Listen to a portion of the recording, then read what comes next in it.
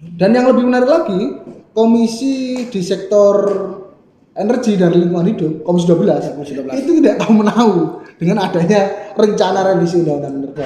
Kalau menurut saya ini berkesinambungan, Bung. Berkesinambungan ya. Jadi kalau dulu itu rezim sebelumnya memberikan janji untuk elektoral, Ya. kalau hari ini menurut bacaan kacamata saya janji untuk pengamanan. Dan yang akan diberikan itu yang mereka punya akreditasi B. Artinya setengah lah, anggap setengah. Berarti ini kan juga ada persaingan nih. Siapa yang akan mendapatkan prioritas? Jadi nanti kampus ini pertama kemarin isu soal jual beli doktor, profesor belum selesai. Habis ini apa? Isu persaingan jual beli izin usaha pertambangan. Berarti isu ini nyambung ya, bagaimana jual beli gelar dokter aja dengan mudah. Ya, diperjualbelikan dengan mudah. Apalagi isu mengenai nanti di Kira-kira siapa nih yang jual beli gelar ini? Balul atau itu konteks yang beda lagi ini.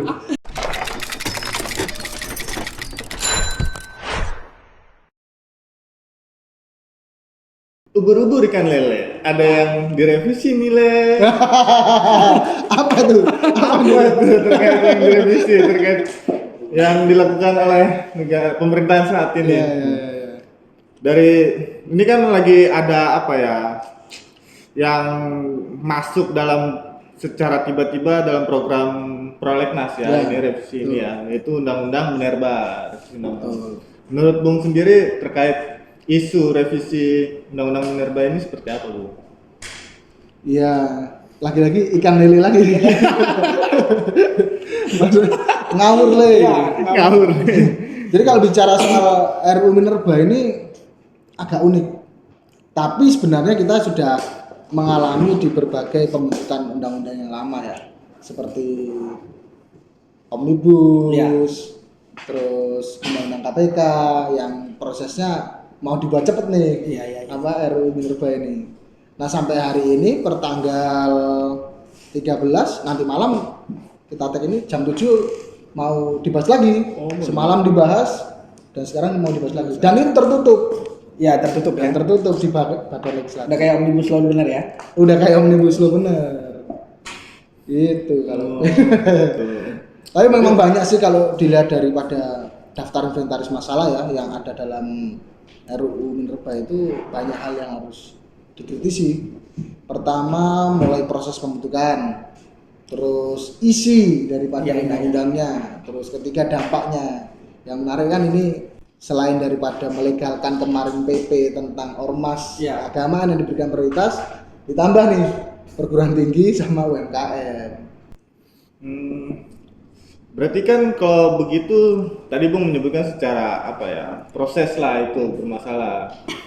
Prosesnya itu seperti kayak ada yang dilangkahi tidak secara prosedur? Coba ada. Jadi per tanggal 20 Januari itu kan mulai akan dibahas RUU Minerba kan. Itu ternyata kalau kita cross check itu masa reses. Masa di mana anggota DPR RI itu turun ke dapil mencari aspirasi, tapi dilakukan proses untuk pembentukan peraturan perundang-undangan. Nah, itu kalau yang kami tahu itu nggak bisa, harusnya tidak boleh dilakukan. Dan yang lebih menarik lagi, komisi di sektor energi dan lingkungan hidup, komisi 12, itu tidak tahu menahu dengan adanya rencana revisi undang-undang minerba. Berarti di pure ya dari pemerintah ya yang menekan legislatif atau balik sendiri untuk membahas undang-undang ini ya. Oke, itu antara pemerintah atau DPR itu kan kita masih belum tahu secara politik. Tapi kalau secara administratif itu diusulkan oleh DPR. Mau balik itu tadi. Nah, kalau bicara urgensinya menurut saya sih hampir tidak ada ya. Kecuali dalam konteks perbaikan tata kelola. Nah, hari ini kan masih banyak tuh dalam tata kelola pertambangan yang tidak mengedepankan SDGs, tidak mengedepankan bagaimana keberlanjutan lingkungan, terus juga ya kerusakan lingkungan akibat tambang lah. Tapi kan ini kan undang-undang minerba ini kan misalnya tadi sempat disebut sama Bung Rifki ya, bahwasannya ini akan dikasih kayak ormas ataupun kampus kan. Ini kan sebenarnya kan yang menjanjikan ini kan dari rejim sebelumnya itu Jokowi artinya kan. Kan kalau dari kawan-kawan kita tetap melihat ini warisan dari Jokowi juga, artinya kan yang akhirnya dipaksa godok lah di sini. Nah, sehingga kan undang-undang yang harusnya dia harus masuknya secara akademik benar-benar dari bawah naik ke atas, Nah ini digodok secara paksa nih kan. Ya. Nah kira-kira kan kalau kawan-kawan misalnya lihat kan kita paling lihat, oh ini pasti dipakai secara politis. Ada kepentingan besar, palingnya seperti itu bacaan kita. Tapi kalau kita ngelihat ini yang janji ini bukan Prabowo malahan. Ini karena udah terlanjur janji nih menurut kita nih. Oke. Kalau menurut saya ini berkesinambungan, Bung. Berkesinambungan ya. Jadi kalau dulu itu rezim sebelumnya memberikan janji untuk elektoral, ya. kalau hari ini menurut bacaan kacamata saya janji untuk pengamanan. Loh, Iya benar-benar sepakat. janji untuk pengamanan menurut saya. Karena pertama efisiensi lah bahasa halusnya efisiensi anggaran, terus habis itu pengalokasian pembangunan kepada program-program prioritas presiden terpilih, dan ya defisit anggaran nasional ini menurut saya ini akan menimbulkan gejolak. Ya. Apalagi yang ditambah perihal terpilihnya Donald Trump sebagai presiden Amerika yang keluar dari Paris Agreement, terus habis itu akan memperkuat dolar. Nah kalau kita tahu kan dolar ini dikuatkan dengan cara menguatkan juga harga minyak. Sedangkan Indonesia ini bicara soal minyak, migas, impornya melebihi daripada setengah kebutuhan nasional. Seperti tahun 2022 kenaikan harga. Nanti seperti itu. Kalau menurut saya ini bagian daripada untuk pengaman. Berarti revisi kali ini memang prosesnya sangat cepat ya, kilat ya. Prosesnya kilat dan minim partisipasi. Dan minim partisipasi ya. Terus, secara mekanisme pasti cacat ya sebenarnya ya. Cacat formil. Cacat formil ya. Iya. Nah kalau bicara soal pengelolaan sumber daya alam di negara kita, ini kan sebagai negara berkembang, yang dipunyai itu adalah komoditi sumber daya alam. Karena apa? Penjajah datang ke negara berkembang itu kan yang dicari sumber daya alam. Salah satunya kan kalau hari komoditi yang besar batu bara. Nah kembali kepada sumber daya alam itu sebagai bentuk komoditi yang dimiliki satu-satunya, itu menjadi modal digunakan untuk pembangunan. Nah ini ada sambungan teorinya sebenarnya. Ada sambungan teorinya yang biasanya itu ketika dalam tata kelola sumber daya alam, kita itu selalu dihadapkan dua teori, yaitu antara strong sustainability atau weak sustainability. Strong sustainability apa? Yaitu pengelola sumber daya alam dengan menguatkan keberlanjutan. Jadi pengelolaannya itu pengerukannya tidak semerta-merta dihabiskan, masih mengedepankan lingkungan, terus terukur. Nah, terus yang kedua ini kebalikannya, weak sustainability, yaitu keberlanjutan yang lemah. Sumber daya diambil sebanyak-banyaknya untuk pembangunan dan sebagainya tanpa mengedepankan keberlanjutan. Nah keberlanjutannya apa sebenarnya? Ini kalau dalam kelanjutannya teorinya itu ada namanya teori keadilan antar generasi. Nah kira-kira ini menurut Bung Rifki nih, artinya kita lihat lah, ketika tambang ini kan udah 4 kali revisi. Nah kira-kira tambang ini izin tambang ini dikasih ke ormas. Ini kira-kira apakah mampu mengelola? Apakah ini ada skema misalkan dikasih ke UMKM ya? Kan UMKM ormas ini kan UMKM dalam minerba ini kan, dalam tambang ini kan kita kan bingung nih kan? Kan yang kita awam pada tahu kan yang bisa ngurus tambang kan orang-orang yang mampu. Nah bagaimana kalau dia di UMKM, apa dampaknya? Kan kita bisa lihat misalnya kayak kampus-kampus besar kan? Bisa jadi dengan dalih UMKM terus dia menggunakan UMKM ini untuk kepentingan pribadinya. Padahal kalau kita tarik lihat dari pasal 3 kan untuk kepentingan rakyat umum. Nah ini kita UMKM ini jangan sampai jadi tameng ya artinya. Karena Bung Dendi nyinggung pasal 33 ini, aku juga mau bahas juga nih pasal 33 ini yang kadang memang pemerintah ini salah tafsir, Pak. Salah tafsirnya apa? Di pasal 33 itu tertulis jelas, bumi, air, dan kekayaan alam terkandung dalamnya dikuasai oleh negara itu pertama. Terus berikutnya adalah untuk sebesar-besar kemakmuran rakyat. Jadi ada dua kata frasa penting di situ. Pertama dikuasai negara, dan yang kedua adalah sebesar-besar kemakmuran rakyat. Negara itu selalu menggunakan ini yang pertama. Dikuasai oleh negara. Sehingga apa? Muncul IUP. Ya sebagai representasi negara menguasai daripada pertambangan atau sumber daya alam itu. Terus kalau bicara mengenai tadi yang dipertanyakan, apakah kira-kira nanti ini ormas, perguruan tinggi, UMKM mampu mengelola apa enggak? Kalau ditarik pada hakikat pengelolaan sumber daya alam atau energi, ini yang pertama high risk, resikonya tinggi. Ya. Yang nggak bisa semerta-merta kayak kita itu menggali. Iya, karena ini Apa namanya? ini? Menggali tanah terus Ya. ada ininya kan nggak bisa semerta-merta itu. Ada apa namanya alat-alat berat dan sebagainya, terus ada sertifikasi pegawai dan sebagainya. Terus yang kedua itu high cost. Costnya tinggi, modalnya besar. Apakah kira-kira mampu ormas keagamaan, perguruan tinggi yang notabene itu adalah lembaga pengabdian, penelitian dan sebagainya itu mengelola tambang dengan modal sebesar itu. Iya. Terus yang ketiga, high capital atau high politik, ya memang harus punya relasi jaring politik gitu. Ya kalau bicara ormas dan perguruan tinggi dalam mengelola tambang, ini menurut saya juga tidak mungkin dikelola dengan baik gitu loh. Perusahaan yang punya lisensi, izin dan berbagai persyaratan terkadang masih lalai dalam pengelolaan sumber daya alam dan menjaga lingkungan, apalagi ya berarti jelas ini motifnya untuk meredamkan ya. Kalau waktu sebelum undang-undang revisi ini kan kemarin kan di masa kampanye rejim sebelum kan menjanjikan. Kalau sekarang motifnya meredam. Oh, jelas ya motifnya. Menurut Bung sendiri yang ideal itu karena kan menurut Bung tadi kan itu kayak seperti kurang ideal ketika diberikan kepada UMKM dan kampus ya. Menurut Bung sendiri yang ideal itu ketika emang ingin memberikan izin usaha pertambangan ini kepada kampus itu mekanismenya seharusnya seperti apa sih? Apakah harus ada yang benar-benar riset dulu, peneliti dan segala macam, itu seperti apa Bung? Jadi kita kembali kepada undang-undang Minerba yang lama ya, 3/2020 itu jelas Pak. Prioritas dalam pengusahaan pertambangan itu pertama BUMN, terus kedua BUMD, terus ketiga itu swasta. Nah dari ketiga ini kan pasti punya persiapan dalam melakukan usaha, apalagi BUMN kita ya BUMN kita yang sektor pertambangan pasti sudah ya punya kapital yang besar, teknologi yang ada dan sebagainya itu pasti sudah.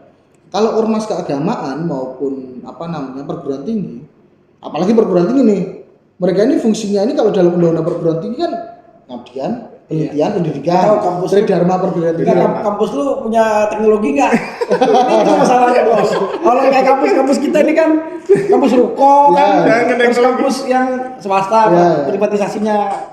Kalau ada kritik dikit dibungkam. Ini kan yang kita khawatirin itu. Dan Indonesia itu 4.000 kampus. Iya. Dan yang akan diberikan itu yang mereka punya akreditasi B. Artinya setengah lah, anggap setengah. Berarti ini kan juga ada persaingan nih. Siapa yang akan mendapatkan prioritas? Iya. Jadi nanti kampus ini pertama kemarin isu soal jual beli doktor, profesor belum selesai. Habis ini apa? Isu persaingan jual beli izin usaha pertambangan. Berarti isu ini nyambung ya, bagaimana jual beli gelar doktor aja dengan mudah. Ya, dijual beli dengan mudah. Apalagi isu mengenai nanti Kira-kira siapa yang jual beli gelar ini? Balul atau itu konteks yang beda lagi ini. Karena kan kemarin kan gara-gara ulangnya Balul itu orang ribut Indonesia. Nah artinya kan memang kalau kita lihat ya dari kawan-kawan mahasiswa ini kan lihat undang-undang hari ini kan agak sudah mulai sedikit mulai bergerak merespon situasi ini. Namun agak sedikit telat emang karena lagi-lagian juga undang-undang ini dibahas secara tadi yang dibilang sama Bung Devi kan kata formil dibuat dengan secara cepat terus minim partisipasi. Ya, minim partisipasi. Nah, yang berbahaya kan gini, Bung. Kalau kita kan dari kawan-kawan mahasiswa lihatnya kan yang sangat berbahaya itu ketika diberi ke kampus, tadi yang motifnya meredam, kemudian kampus ini menjadi hanya sebatas menjadikan komersialisasi. Nah, ini kan lagi-lagi kan pemerintah dalihnya kan di Eropa bisa kampus mengelola tambang. Nah, yang sering kita tahu itu kan di Eropa ini kan ketika kampus mengelola tambang ini kan dia kan melakukan penelitian. Nah, terus dia di situ terjadilah penelitian terus dia memiliki lisensi baru itu digunakan.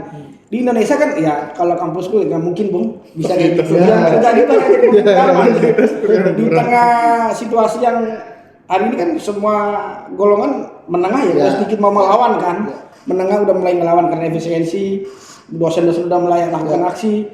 Nah ini dengan isu-isu kayak gini kan menurutku tinggal bagaimana kawan-kawan mahasiswa merasa nggak tercoreng nggak Tridharma perguruan tingginya. Nah hal itu sih Bung. Jadi aku sedikit ada referensi yang menarik sebenarnya dari ada namanya kampus climate network.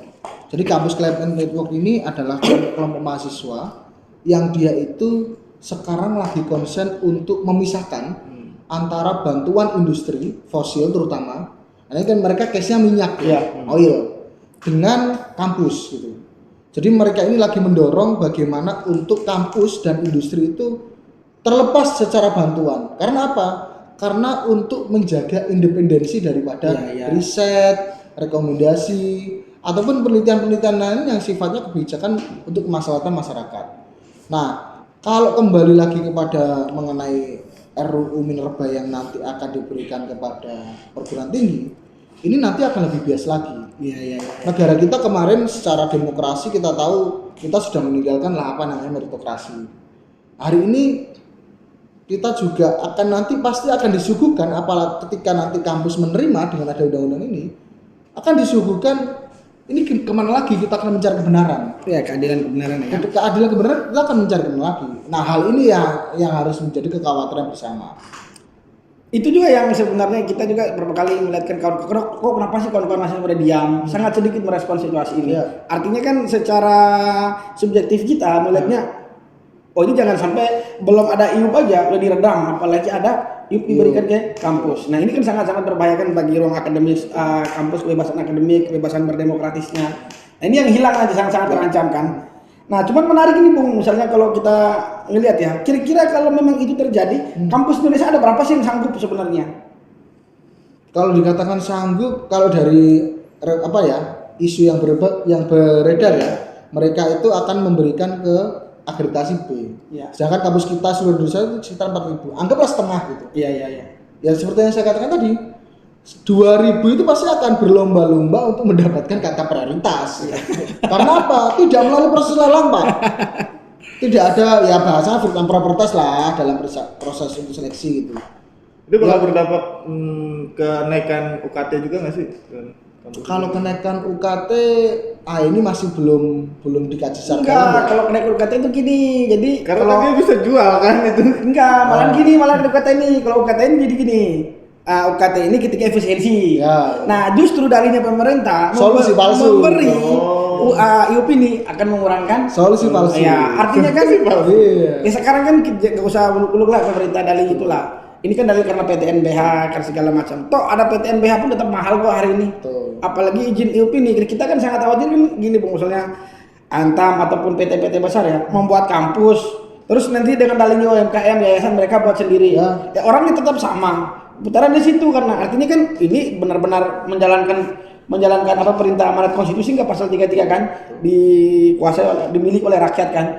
Ini yang kita khawatirkan sebenarnya kalau kita lihat undang-undang Minerba ini yang kemudian dia akan mengancam ke bagaimana lingkungan akademik karena diberi itu. Nah, yang menarik kan ketika undang-undang ini kan siapa yang paling menguntungkan nah? Itu yang sebenarnya kita coba ngelihat kan. Sebenarnya kalau siapa yang paling diuntungkan sebenarnya oligarki daripada pertambangan. Kalau bicara soal Indonesia ya, kita tahu lah secara umum lah siapa yang mendanai urusan momentum politik, baik pilpres pilkada, itu kan oligarki pertambangan gitu loh. Nah makanya kenapa tadi saya singgung kemarin aja ada jual beli rektor, doktor, ini apalagi ada IUP pasti akan menjadi jual beli IUP gitu. Karena apa?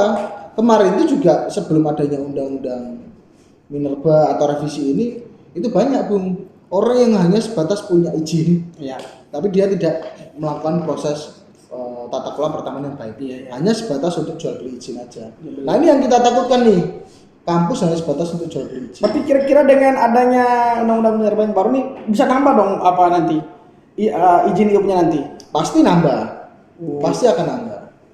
Yang ada sementara aja negara-negara nggak bisa ngawasin ya? Tidak bisa ngawasin ya. Apalagi ini diberi sebagai kontrol mahasiswa ini kan dianggap sebagai satu kelompok lah yang bisa mengontrol ini, tapi nanti dikasih itu juga redam. Siapa lagi yang akan nanti mengawasi itu semua?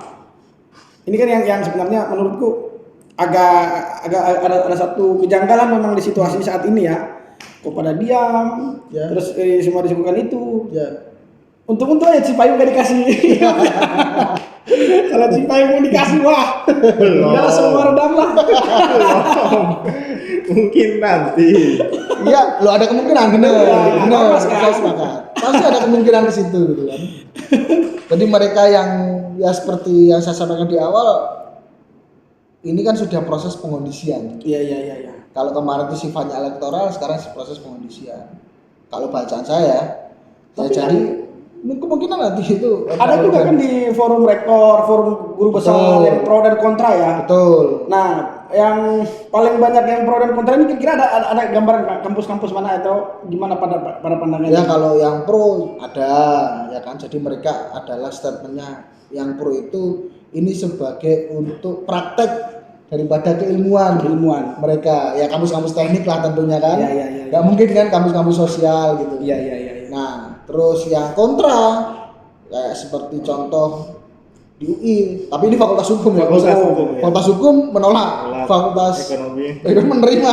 Nah itu agak ini kan memang jadi perdebatan. Tapi kalau argumentasi bagi yang menolak memang melihat ya sumber daya alam ini nggak bisa dilepas kita memberikan ke masyarakat A, B, C, D tanpa dengan persyaratan yang ketat, Pak.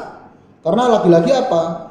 Strong sustainability yang harus dikembangkan untuk menjaga keadilan antar generasi ke depan itu harus jaga juga hari ini dengan generasi sekarang gitu. Jadi nggak boleh semerta-merta diberikan kepada si A, si B, si C gitu. Negara itu juga jangan melihat pasal 33 itu sebagai hak menguasai negara ansih, tapi harus juga melihat sebesar-besar kemampuan rakyat. Gimana? Pertanyaan sederhana, apakah dengan adanya kebijakan memberikan prioritas ya, garis bawah prioritas itu bisa untuk mensejahterakan masyarakat gitu? Kan juga nggak ada jaminan. Emang apa aja bisa terjadi di negeri kuno kan? Oh iya. Ya emang kayak gitu lah izin jangan kan itu masalahnya, lihat aja kan guru besar. Artinya kan semua orang hari ini kan menganggap negara kan dikontrol oleh oligarki, kan begitu banyak kasus sebenarnya. Contoh kayak pagar laut segala macam itu kan orang akan melihat kan bahwasanya kok negara nggak bisa atur gitu loh. Apalagi ini yang lebih besar. Ini kan kalau memang terkait tambang ini bisa satu bukit, bisa satu gunung. Dan itu kan selama ini kan nggak pernah terekspos, pemerintah nggak pernah transparan dan soal data itu semua. Nah, itu yang kita khawatirkan, dan ini bukan sedikit gitu jumlahnya. Nah ditambah lagi ini kalau dibandingkan ke kampus, nah yang paling berdampak ini kan kawan-kawan mahasiswa ini kan berdampak ya secara akademiknya ya. Itu yang kita melihat hari ini. Cuman tadi lagi-lagi tadi itu yang kita bilang bahwasanya kok kenapa pada diam.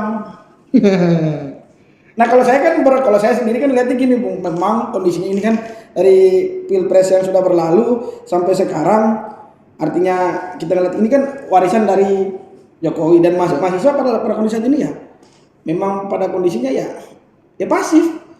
Kita bisa berinisiatif, apakah mereka pasif karena ada hal lain atau kenapa? Mungkin udah di bawah meja. Itu kita nggak tahu kita nggak tahu tuh. Tapi kan dampaknya sangat buruk ya untuk pendidikan ya, untuk lingkungan akademik ya. Jelas, karena kan kita lihat kan tujuan daripada perguruan tinggi ini kan ya laki-laki ya pendidikan, pengabdian, terus riset ya kan, penelitian gitu. Dari dalam perguruan tinggi lah. Ya kalau nanti itu ditambah lagi menambang, ini kan menjadi tidak bagus gitu loh. Apalagi dengan kondisi perguruan tinggi mana sih yang hari ini kita tahu yang punya modal besar untuk urusan pertambangan. Kan juga pasti juga kita bisa hitung gitu loh. Terus nanti bentuk auditnya bagaimana?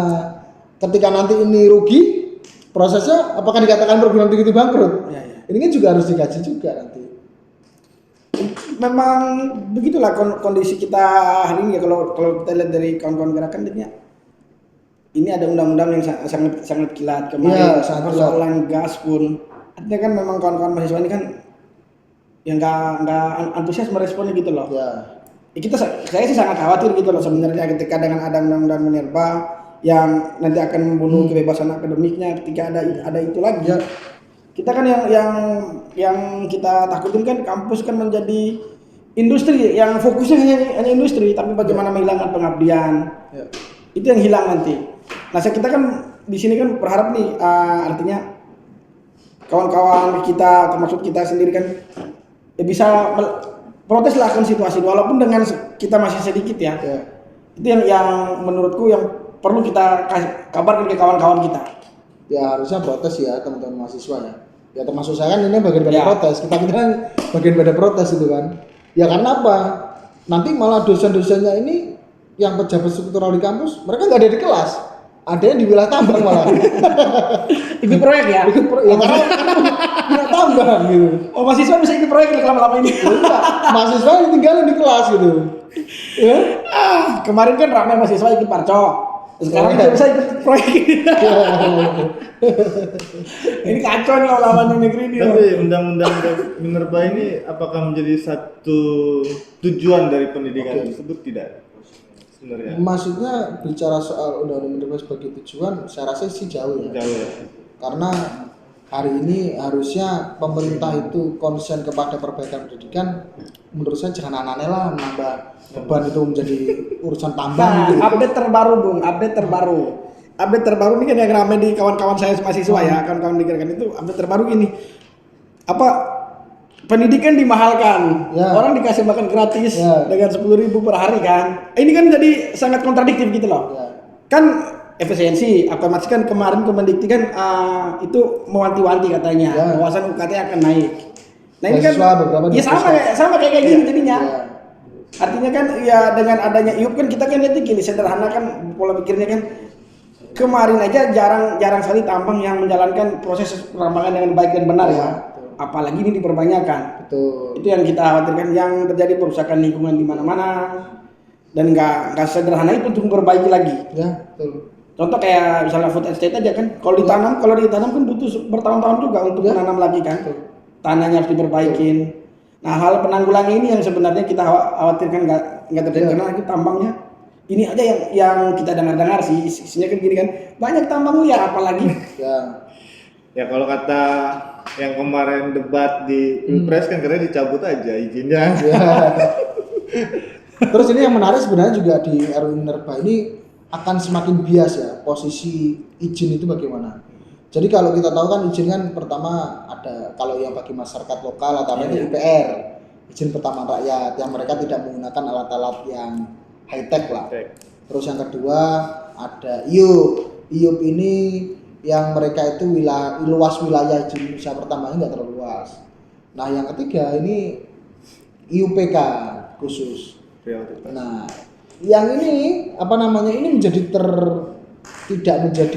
tidak ada klasifikasi nih nanti ketika UMKM, ormas keagamaan sama perguruan tinggi ikut melakukan pertambangan dengan kata prioritas itu mereka tidak ada klasifikasi. Apakah mereka masuk ke IPR?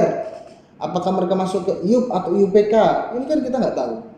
Nah, saya tambahkan lagi Bung Dendi sama teman-teman mungkin semangat pemerintah ini pertama kita tahu transisi energi karena kita terikat oleh Paris Agreement. Terus kedua spiritnya hilirisasi. Nilai tambah ya kan. Tapi kebijakan yang muncul itu kontraproduktif dengan apa yang dicita-citakan gitu. Ya gimana kita mau meningkatkan transisi energi peralihan dari fosil ke energi terbarukan sedangkan kita terus melakukan pertambangan dan memperluas akses itu kepada pengusaha-pengusaha gitu loh. Malah kita tidak fokus pada tujuan daripada transisi energi. Dampaknya juga ya kita tahu nanti pasti ada climate change, perubahan iklim, terus bencana dan sebagainya. Terus berikutnya hilirisasi. Ini kan PR yang belum selesai gitu.